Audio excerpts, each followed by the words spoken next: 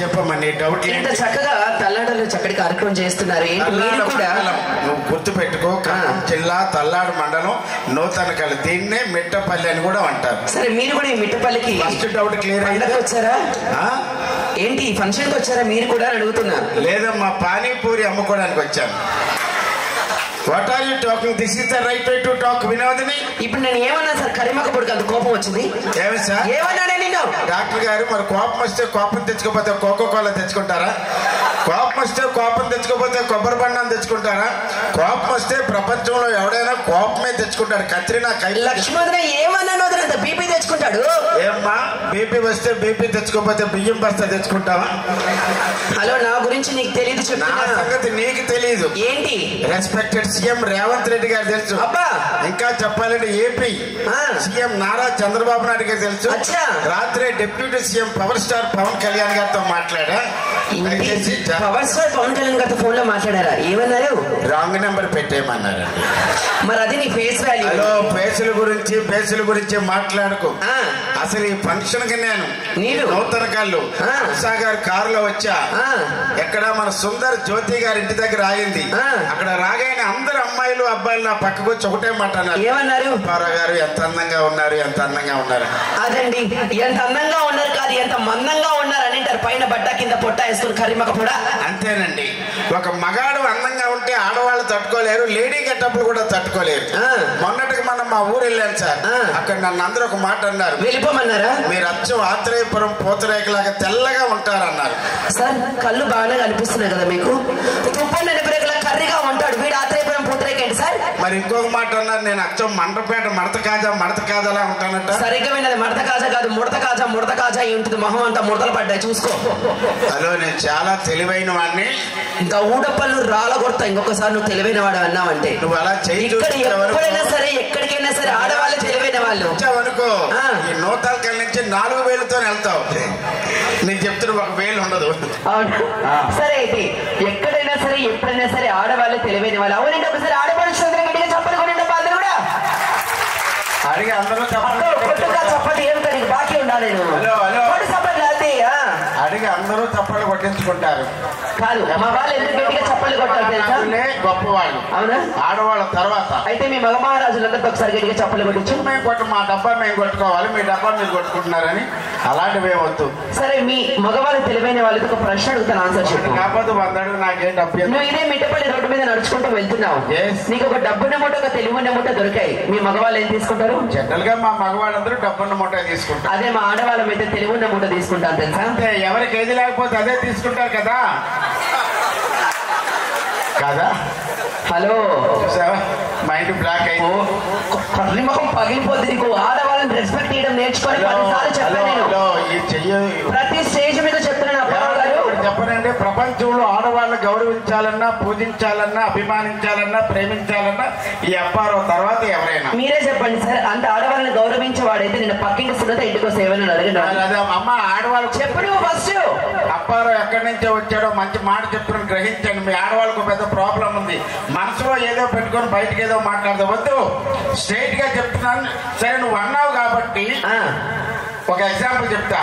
ఉదయాన్నే మన ఇంట్లో మనం టిఫిన్ చేసే టైంలో మన ఇంటికి ఎవరైనా వస్తే మనం ఏం చెప్తాం? ఏమంటాం? ఉదయం రండి టిఫిన్ చేద్దాం అంటాం. మధ్యాహ్నం భోజనం టైంలో మన ఇంటికి ఎవరైనా వస్తే రండి భోజనం చేద్దాం అంటాం. మీ ఫ్రెండ్ సునీత నేను రాత్రి 2 గంటలకు పడుకునే టైంలో వచ్చింది, రండి పడుకుందాం ఉన్నాను తప్ప. అబ్బా, తప్పున్నారు కొట్టే దవడపాలు బయటకు వస్తాయి. అరే, ఒక ఆడపిల్ల 2 గంటలప్పుడు వచ్చినప్పుడు వెళ్ళిపోమని చెప్తామండి. సరే, ప్రతి మనిషికి కొన్ని గోల్స్ అంటే ఉంటాయి. ఇప్పుడు వెంకటేశ్వర గారికి అద్భుతమైనటువంటి సేవా కార్యక్రమాలు చేసి సమాజంలో ఇంకాస్త ముందుకు వెళుతూ పేరు ప్రఖ్యాతలు సంపాదించడానికి గోల్ ఉంది. ఇక్కడికి విచ్చేసినటువంటి గౌరవ అతిథులందరికీ కూడా ఇలాంటి కార్యక్రమాల్లో ఆయనకు అండగా నిలిచి తమ వంతు సహాయాన్ని, సహకారాన్ని వాళ్ళకి అందించడానికి గోల్ ఉంది.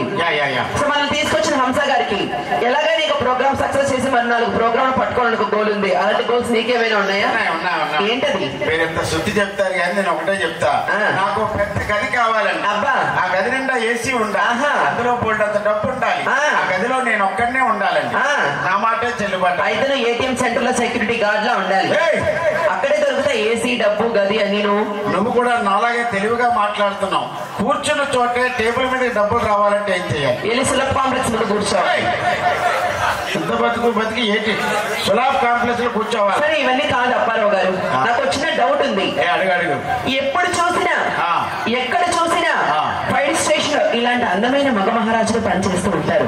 అలాంటి ఆడపడుచులు ఎందుకు పనిచేయండి? నేను ఒక్కసారి మన మగజాతి ఆనిముత్యాలు మాత్రమే క్లాప్స్ కొట్టండి, ఎక్కడున్నా సరే. మగవాళ్ళు మాత్రమే కొట్టండి. Super, what wonderful question. మళ్ళీ అడుగు చెప్పేస్తా. ఎప్పుడు చూసినా ఎక్కడ చూసినా ఫైర్ స్టేషన్ లో మగవాళ్ళే పనిచేస్తారు, ఆడవాళ్ళు ఎందుకు పనిచేయరు? ఆడవాళ్ళు ఎందుకు పనిచేయరంటే ఆడవాళ్ళకు మంట పెట్టడం తప్ప ఆర్పడం తెలియదు. This is true. ఇదిగో ఇలాంటి మాటలు మాట్లాడమంటే బాగుండదు. అసలు నేను చాలా బాధలో ఉన్నాను, గుర్తు పెట్టుకో. ఏం బాధ? చాలా బాధలో ఉన్నా నేను. నీకైతే డౌట్లు లేకపోతే బాధ. ఎందుకు ఈ జీవితం అనిపిస్తుందా నీకు? కాదండి, ప్రతి మనిషికి ఇదిగో ఎవరో డాక్టరేట్ పొందినందుకు వెంకటేశ్వర గారు స్టేజ్ మీదకి రాగానే చప్పట్లు కొట్టారా? అద్భుతమైనటువంటి ముఖ్య అతిథులు వేదిక మీదకి రాగానే చప్పట్లు కొట్టారా? కానీ నేను పాట పాడితే నన్ను కొట్టారు సార్. మరి పాడకూడని పాట ఏదైనా పాడుంటుంది, కొట్టుంటారు, అంతే కదండి. మంచి పాట పాడితే సన్మానం చేస్తారు. అదేం కాదండి, మా తల్లాడలో మా రంగమ్మత్త ఉంది కదా, అత్త వాళ్ళ కొడుకు పెళ్లి చేసింది సార్. ఆ పెళ్లికి వెళ్ళి పెళ్లి కొడుకు పెళ్లి కూతురు చూసి పాట పాడితే తల మీద కొట్టారు సార్. అక్కడ ఏం పాట పాడావు? పెళ్లి కొడుకు పెళ్లి కూతురు ఎదురుగా కూర్చున్నారు సార్. వెళ్ళండి సార్. పౌరానికి పంచరానికి పెళ్లి చేసి పాడులో శుభవాన్ని పెళ్లి చేసుకుంటే పెళ్లి కొడుకు ఎలా ఉంటే నీకెందుకు పెళ్లి కూతురు ఎలా? ఏమోదినా జంటను చూస్తే అదే పాట గుర్తుకొచ్చింది, ఏం చేయమంటావు చెప్పు. మరి నీకు అదే గుర్తొచ్చింది. వాళ్ళు అది కాస్త ముందుకు వెళ్ళాను సార్. అక్కడ మా రంగయ్య తాత చచ్చిపోయి పడిపోయాడు సార్. అయ్యో, దింపుడు కదా మనం 3 సార్లు దింపుతాం కదా, తెలుసమ్మా. అక్కడికి వెళ్ళి పాట పాడితే తరిమి కొట్టాడు సార్. అంటే ఒకసారి దెబ్బ తిన్నా సరే రెండోసారి పాట ఆపలా. అక్కడేం పాట పాడావు? తాతయ్య చచ్చిపోయి పడిపోయాడు సార్. వెళ్ళాను సార్.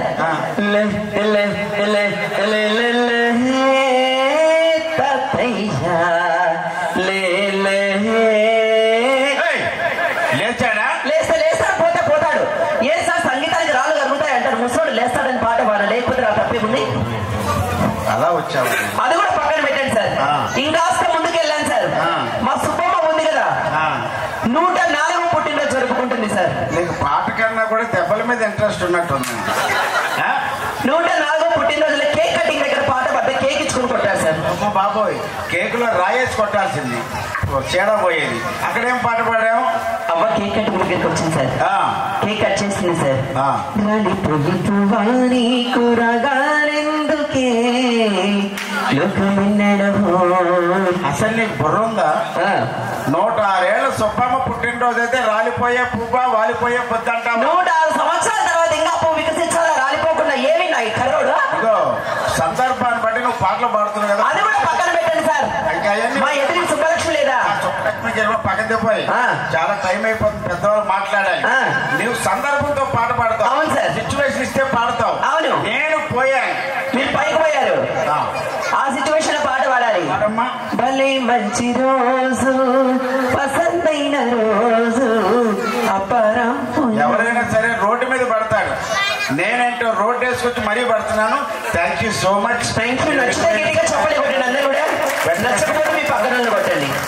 సభా కార్యక్రమం తర్వాత మళ్ళా కార్యక్రమం ఉంటుంది కాబట్టి. కానీ ఏ విషయానికి ఆ విషయం అప్పారావు గారు, అమ్మా మా వదిన ఎందుకంత దళ్ళు కూర్చున్నారా అనుకుని. ఎవరు? ఏం డాక్టర్ బాబుకు వంటలకు పెళ్ళి అయింది కదా, ఇంకెందుకు నీకు నేను గట్టిగా చెప్పండి కొట్టు. అది సో మరి ఇంకేమాత్రం ఆలోచన చేయకుండా వెయిట్ చేస్తున్నారు కాబట్టి ఓటుగా హానరబుల్ గెస్ట్. Thank you.